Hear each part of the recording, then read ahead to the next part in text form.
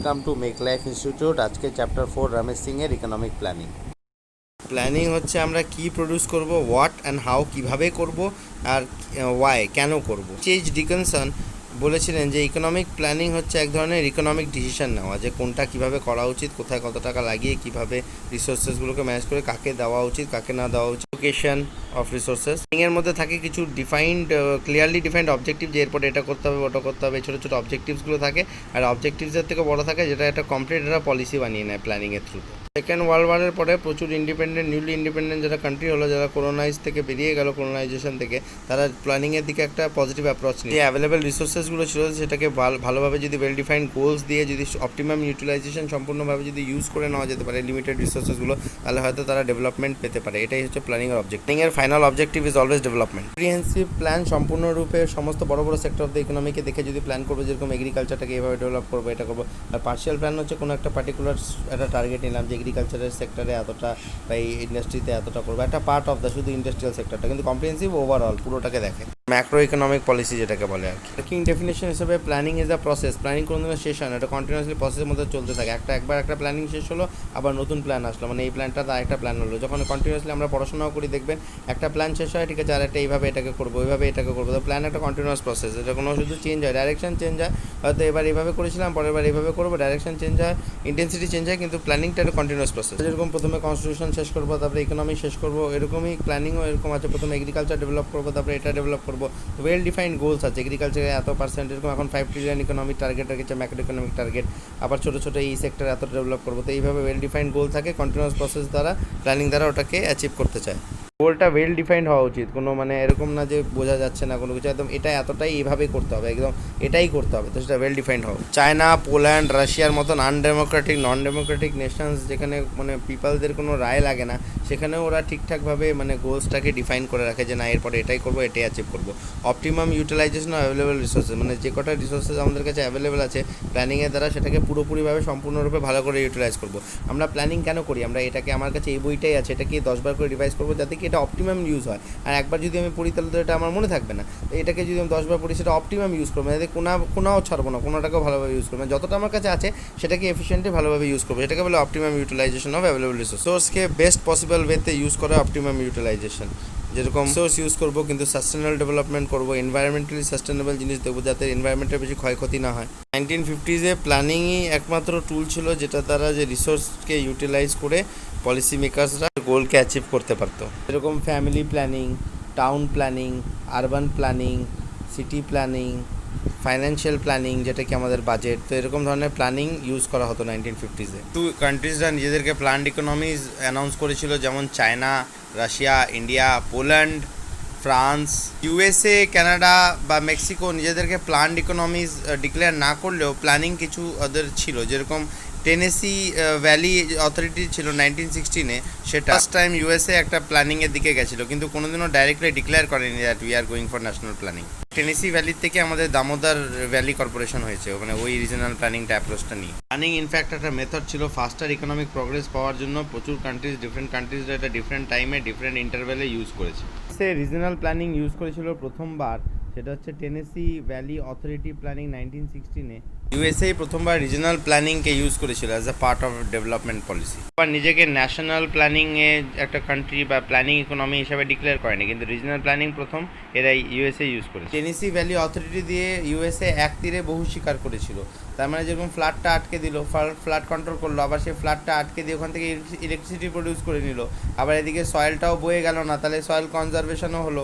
আবার এভাবে regional planning করে ইন্ডাস্ট্রিয়াল ডেভেলপমেন্ট করে ফেললো, ইলেকট্রিসিটির থেকে হয়তো ইলেকট্রিসিটি বিদ্যুৎ উৎপাদন হলো, ওখান থেকে ইলেকট্রিসিটি ডেভেলপ হলো, আর সেখানে ফরেস্ট্রি হলো, ফরেস্টটা নিজের মতন হলো, ওয়াইল্ড লাইফ কনজার্ভ থাকলো। আবার টাউন প্ল্যানিংও হলো, ওখান থেকে বিদ্যুৎ থেকে অনেক রকমের টাউন প্ল্যানিং হয়ে গেল, বা ওখানে ফরেস্টের আশেপাশে ওখানে রেলের কনস্ট্রাকশন হলো, এগ্রিকালচার হলো, যাতে লোকজন খেতে পারে। মানে এটা সুন্দরভাবে পরিমাণভাবে প্ল্যানিং করে ওয়েল ডিফাইন্ড গোলগুলো সমস্ত কিছু মিট হলো। আর এই সাকসেস থেকে আমরাও শিখলাম, দামোদর ভ্যালি কর্পোরেশন 1948-এ আমরা করলাম। ভোল্টা রিভারও ছিল ঘানাতে 1966-এ ওরা করেছিল। 1917 বোলশেভিক রেভলিউশনের পরই সোভিয়েত ইউনিয়নের ন্যাশনাল প্ল্যানিংয়ের জন্ম হয়।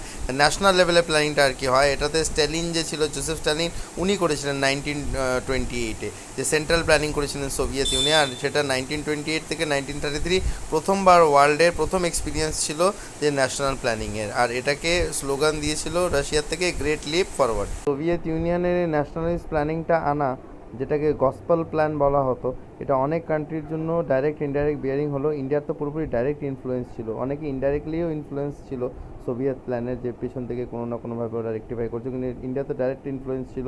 এদের সোভিয়েত প্ল্যানেও হেভি ইন্ডাস্ট্রিজকে ফেভার করেছিল, ইন্ডিয়ান প্ল্যানেও heavy industries over light industries এবং কনজিউমার গুডস। এছাড়া রিপাবলিক অফ চায়না 1949, এছাড়া ইস্ট ইউরোপিয়ান যেগুলো কান্ট্রিজগুলো আছে, এদেরও একটা না একটা ইনফ্লুয়েন্স ছিল রাশিয়ার এই ন্যাশনালিস্ট প্ল্যানিং থেকে। ফ্রান্স ক্যাপিটালিস্ট হলেও ওয়ার্ল্ড ওয়ার 2 এর পরে 1940-এ অ্যাডপ্ট করেছিল রাশিয়ান মডেলটা। সোভিয়েত ইউনিয়নের পরে বহু কান্ট্রি এই প্ল্যানিংটাকে অ্যাডপ্ট করেছিল, এই জন্য বহু প্রকারের প্ল্যানিং হলো, many types of planning. Communist China বা সোশ্যালিস্ট রাশিয়ার মতন ইকোনমি, যারা স্টেট ইকোনমিস, তারা ইম্পারেটিভ প্ল্যানিং ফলো করতো, যেখানে পুরোপুরি সেন্ট্রালাইজডভাবে ইকোনমিক ডিসিশনসগুলো নেওয়া হতো, মানে স্টেট থেকে ডিসিশনগুলো নেওয়া হতো। Collective ownership of resources, labour ছাড়া সমস্ত রিসোর্সেস স্টেটেরই থাকতো, স্টেট ওন রিসোর্সেস। চায়নাতে যেরকম সব কিছু স্টেটের, ঠিক আছে, শুধু লেবারটা আপনি এসে দেবেন আর নিয়ে যাবেন, দ্যাটস ইট। মানে সব রেলওয়ে থেকে শুরু করে everything is for the state. চায়নাতে আবার যেহেতু কমিউনিস্ট ইকোনমি, লেবারটাও স্টেটের, তাই চায়না ইম্পারেটিভ প্ল্যানিংয়ের একদম মানে best example, ideal example, imperative state dictator এক ধরনের। এরকম স্টেট বলে দেয় যে এত কেজি চালান প্রডিউস করতে হবে, এত কেজি হাইওয়ে বানাতে হবে, এত কেজি, তো এটা নিউমেরিক্যাল টার্গেট দেয়, 10 কিলোমিটার, 10,000 কিলোমিটার হাইওয়ে বানাতে হবে। এই যে রিসেন্টলি যে চায়না ইকোনমিক করিডোর আছে, এটার মধ্যে এত কিলোমিটার বানাতে হবে, তো একদম স্টেট ডিকটেটই করে দেয়, এতটা আগের থেকে ওদের বলা থাকে, যে এটাকে বলে একটা প্ল্যানিং অ্যাপ্রোচ ওদের। আর স্টেট কন্ট্রোল করে, ওনারশিপ রাইট, জিনিসের কত দাম হবে না হবে সব কিছু স্টেটই ঠিক করে। মার্কেটের কোনো রোলই নেই, কোনো প্রাইভেটাইজেশন তো নেই, কোনো প্রাইভেট পার্টিসিপেশন নেই ইকোনমিতে। ইম্পারেটিভ প্ল্যানিং জেনারেলি কমান্ড ইকোনমিসরা ফলো করে, এই জন্য এটাকে সেন্ট্রালি প্ল্যান্ড ইকোনমিস বলা হয়। যেমন ইউএসএসআর, অস্ট্রেলিয়া, হাঙ্গারি, রোমানিয়া, তারপরে আমাদের চায়না মাইগ্রেশন করেছিল, অনেক ইকোনমিস্টরা মাইগ্রেশন করেছিল। যখন সেকেন্ড ওয়ার্ল্ড ওয়ার হয়েছিল, তারপরে ব্রিটেন, ইউএসএতে এদিক ওদিক গেছিলো, তখন তারা বোঝে যে অনেক রকমের রিভল্ট দেখেছিল, এই যে বোলশেভিক রেভলিউশন বা যেটা হয়, তারপরে এরা বুঝেছিল যে সেকেন্ড ওয়ার্ল্ড ওয়ারের পরে যে না, একটু ইকোনমিক রিথিঙ্কিং করা দরকার। তো আইডিয়া অফ মিক্সড ইকোনমি ওখান থেকে জন্ম নেয়। পলিস্ট ইকোনমিক্স ওস্কার লাঙ্গে মার্কেট সোশ্যালিজম কথাটাকে আনে 1950-এ। তো ইগোর জন্য কোনো স্টেট ইকোনমি মার্কেট সোশ্যালিজমকে অ্যাকসেপ্ট করে না, ইভেন পোল্যান্ডও করে না। 1966-69-এ চায়নাতে কালচারাল রেভলিউশন হয়েছিল, তারপর থেকে ইকোনমিক স্লোডাউন দেখা দেয়। আর 1949-এ তো ওরা প্ল্যান করে নিয়েছিল, কিন্তু দেহাং জিয়াপিং 1977 থেকে 1997 অবধি ছিল, ওই সময় খুব ডিসেন্ট্রালাইজড হয়ে গেছিলো, ইকোনমিক পাওয়ারটা ক্রমাগত কমে যাচ্ছিল চায়না। সে ইন্ডিয়া যেরকম লিবারালাইজেশন করেছিল 1991-এ, এরা 1985-এ ওপেন ডোর পলিসি করেছিল, এটা মার্কেট সোশ্যালিজমের দিকেই এক ধরনের। 1989-এ টিয়ামান স্কোয়ারে একটা স্টুডেন্টের পলিটিক্যাল রিফর্ম আসে যে চায়নাকে ডেমোক্রেসি করা উচিত, আর তারপরে সবাই জানে কী হয়েছিল, চাইনিজ আর্মি ডেকে পুরোপুরি স্টুডেন্ট রেবেলিয়নকে 1989-এ ক্র্যাশ করে দেওয়া হয় টিয়ামান স্কোয়ার। শেষে রাশিয়াও ফেলিয়ার হলো, রাশিয়াও রিস্ট্রাকচারিং করা হলো, যেটাকে প্রেস্ট্রয়কা বলা হয়, প্রেস্ট্রয়কা, আর গ্লাস নট বলা হয়, যে ওপেননেসের দিকে চলে গেলো 1985-এ।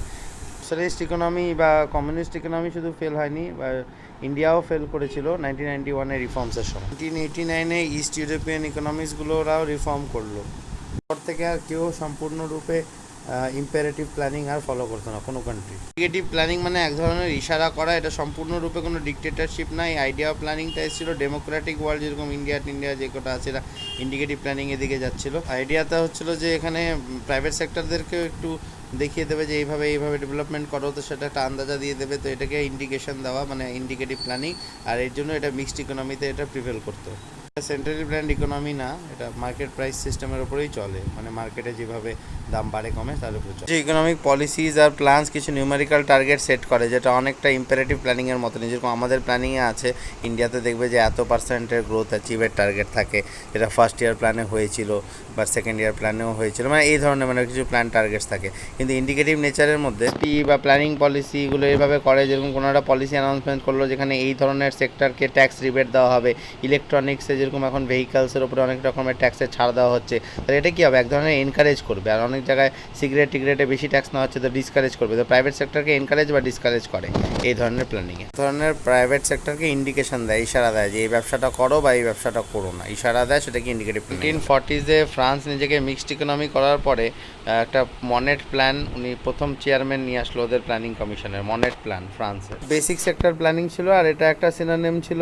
মনেট প্ল্যান মানেই ধরে রাখো ইন্ডিকেটিভ প্ল্যানিং। গভর্নমেন্টের মধ্যে 8টা বেসিক ইন্ডাস্ট্রি চুজ করেছিল, যেরকম আমাদের এখন কোর সেক্টরস আছে না, 8টা বেসিক কোর ইন্ডাস্ট্রি, ওরকম 8টা বেসিক ইন্ডাস্ট্রি চুজ করেছিল।